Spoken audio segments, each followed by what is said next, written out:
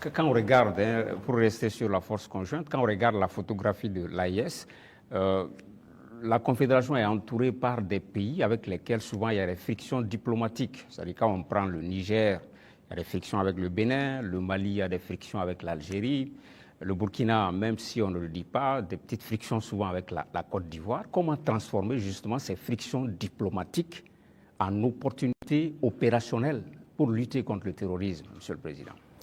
C'est ce que j'ai dit. Vous voyez, c'est autour de l'AES.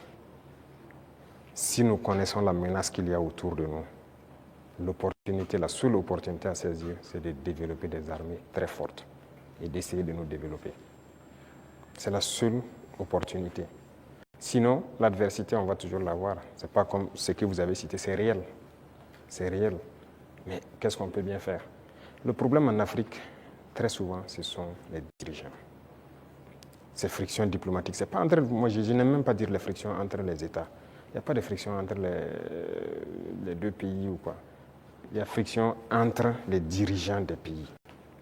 Est-ce qu'entre armées de l'AES et ces pays-là, ça coopère, ça se renseigne, il y a la collaboration? Bon, pour certains cas, je ne sais pas, mais je prends par exemple le cas de... Même avec le Bénin, nous, on n'a pas les mêmes approches en termes de terrorisme. Je prends par exemple le cas du Bénin. Moi, avant d'aller à Moscou la dernière fois, en mai, un jour, j'étais là, il y avait une menace qui planait sur un détachement au Bénin. Mais les militaires n'attendent pas de monter au niveau politique ou quoi que ce soit pour certaines choses. Ils ont contacté nos forces à l'Est, qui ont confirmé en tout cas la menace. Ils ont demandé si on pouvait faire quelque chose.